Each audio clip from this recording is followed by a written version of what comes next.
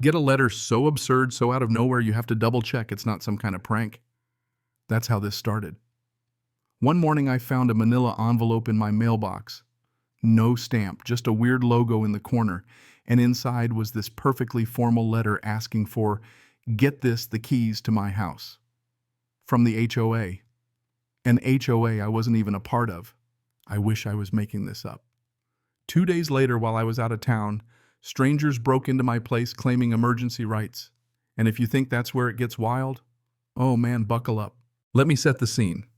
I live out here on the hillside, peaceful, quiet, my own slice of Arizona sky, far enough from neighbors that if you shout the echoes, your only answer.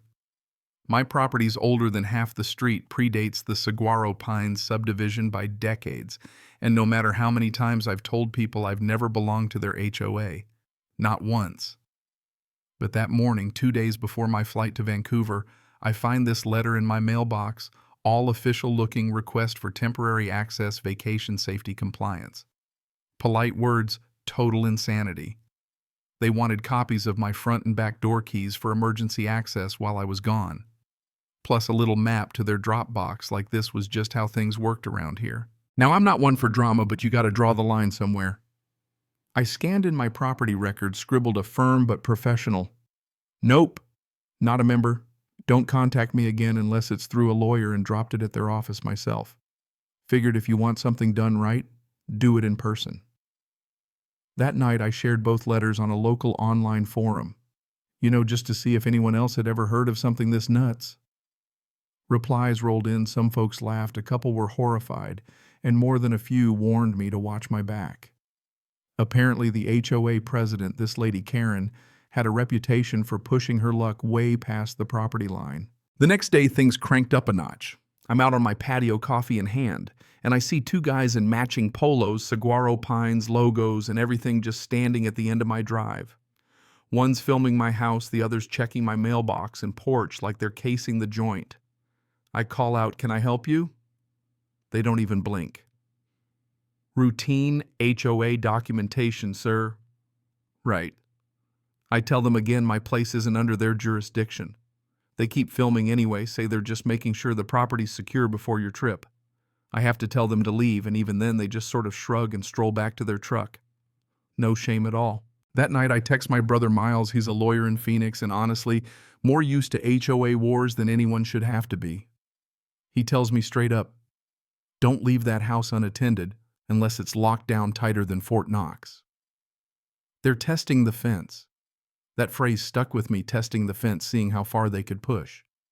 So I double-checked my alarm, security cam sensors, made sure everything would ping me if someone even sneezed near a window. I left for the airport the next morning at 5. Couldn't shake the feeling I was walking into a trap, but hey, a guy's got to live his life. The flight was fine, hotel was nice, but I checked my phone every 10 minutes waiting for something to blow up. And wouldn't you know it, 2 days in, all's quiet. Then suddenly 6 missed alerts from my security company and a voicemail from the sheriff's office. Animal endangerment, the message said.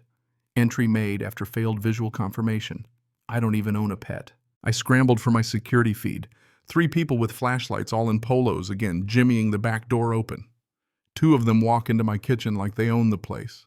One drags a duffel bag upstairs, and I hear one mutter, "Told you the back door was easier." The next morning I call the sheriff. Turns out HOA reps told the deputies I'd pre-approved their access. I lost it, told them I've got proof, video logs, all of it. The dispatcher got very quiet and promised to elevate it. I caught the next flight home, didn't even go to my house. I went straight to Miles's office. We watched the footage together. He said, "This isn't a civil matter anymore. It's a felony." We printed stills logs, every scrap of proof, and when I finally got home, sure enough, the back door lock had been changed, the guest room light was on, and my gate was wide open. So I did what you'd probably do. Parked out front, called 911, told them there were intruders inside and I wasn't going in alone. Cops rolled up quick, asked me for ID, then went in. Found 2 guys in HOA shirts making themselves comfortable. One actually asked, "Is this really necessary?" "Yeah, buddy, it is." The deputies separated them, started grilling for permits, contracts, anything. They had nothing but attitude. Inside, my stuff was moved, my books out of place. There was a burger wrapper in the trash, a wet razor in the bathroom. And then on the counter, an HOA letter with a handwritten note, temporary custody assumed for security and per HOA bylaws, no name, no shame either. I pointed out the changed lock, the duffel full of folders by the back door, addresses, dates, occupancy logs. They were running a timeshare racket. Deputies bagged everything. One of the guys had a record trespassing DUI, suspended security license. They got cited for unlawful entry and handed no trespass orders, but honestly, I wanted blood. That night, I pulled the old deadbolt from my garage, replaced their lock, and started building a case. Uploaded another post, HOA broke in. I'm pressing charges. Lock your doors. By noon the next day, Miles had files ready, and we went straight to the county detective. The guy flipped through my stack, froze on the fake lawyer signature, and said, "Ethan Travers again. This guy doesn't exist." Turns out the HOA had been inventing attorneys to make fake authority stick. While we filed with the DA, Karen went on the offensive. Flyers popped up all over the neighborhood painting me as a threat, a hostile actor, and telling people to watch for suspicious activity around my property. No name on the flyers, but we both knew who wrote them. I pulled one down from my own mailbox. Petty, yeah. Illegal, not quite. But it was war now. A journalist friend of Miles picked up the story. I gave him everything: fake documents, video, emails, that duffel bag. He ran with it. Next day, articles out, the HOA that tried to steal a house and the fake lawyer behind it. My name's blanked, but Karen's is front and center. My inbox explodes. Neighbors share old threats. One sends me a drone video of HOA volunteers trespassing. Another finds an old Airbnb listing for my address hosted under Karen's husband's name. Photos of my living room, my throw blanket, my couch up for rent at $275 a night. While I was living there, I send it to Miles. He files new charges: wire fraud, real estate misrepresentation. Detective gets a subpoena for Airbnb's records. Then an old guy, Walt, knocks on my door with a copy of a temporary stewardship agreement Karen asked him to sign. Clause 5B gives the HOA right to access, maintain, or offer the property for protective tenancy. They just made it up, protective tenancy. I almost laughed. Things spiral. A guy in a suit shows up to take photos for legal compliance. More threatening letters show up, each one more desperate than the last. Someone cuts my power, leaves a sticker pending review from the HOA. Someone else files a bogus CPS complaint against me. I don't even have kids. HOA sends a cease and desist accusing me of slander and demanding I apologize. My brother just laughs and files it away as evidence. Through it all, the detective's building a case. Turns out other residents got harassed too. Threatening notes, pressure tactics. The DA upgrades the charges: conspiracy, coordinated harassment, fraud. First, Thomas, Karen's husband, gets arrested. I watch it from down the street. No drama, just 2 officers and a pair of handcuffs. The community thread lights up.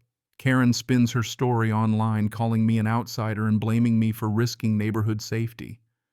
But finally, people start pushing back: other board members, neighbors who'd been quiet. Turns out Karen had been running this scam for years. Then it happens. Karen's arrested at an emergency HOA meeting in front of everyone, right in the middle of one of her speeches about community resilience. The room goes dead silent as they read her rights. Some folks are horrified. Others cheer. And honestly, I just felt relief. We filed a civil suit, named everyone who'd signed off on these temporary housing policies. Residents voted. Over 70% wanted the HOA dissolved. Turns out nobody likes living under a dictator, even if she pretends it's for community good. Local news picked up the story, then national news. The detective hands over proof: emails, texts, logs, all of it. My name circled in red: needs removal. That's when it hits me. It was never just about rules, it was about power. The power to take to control, to ruin someone's sense of safety for profit. Court was packed. Neighbors, reporters, people I'd never seen before, all wanting to watch this little empire burn. The evidence was rock solid: fake lawyers, backdoor rentals, caretaker contracts, phony signatures. Witness after witness testified. One woman had come home from the hospital to find strangers in her guest room. Another neighbor said Karen offered him a cut to let her manage his place for snowbird season. When it was my turn, I told the court everything from the first letter to the threats. The judge didn't hesitate. Guilty on all counts. 18 years for Karen, 11 for Thomas. The HOA was dissolved, their assets liquidated to pay damages over $1 million. They even towed Karen's Mercedes. That was the only time I let myself grin. I didn't blow the money. I rebuilt my security, made my place a fortress. Funny thing, my brother left his law firm, started focusing on HOA abuse. Turns out a lot of folks have stories like mine, just never thought they could win. The old HOA building. Now it's an animal rescue center. The region took notice, other communities rewrote their rules, some even disbanded their HOAs. Sometimes people still reach out. Sometimes they want help. Sometimes just to say thanks. One letter, no return address, just said, "You didn't bend. You didn't break." I framed it. These days there's a sign on my gate, private property. No HOA, no exceptions. Haven't had a single unwanted visitor since. So let me ask you, when is standing your ground just stubbornness, and when is it protecting your rights? Where's the line between order and abuse? Ever dealt with anything like this? I'd love to hear your story. Maybe if more of us shared, fewer folks would have to go through what I did. Cảm ơn các bạn đã xem video.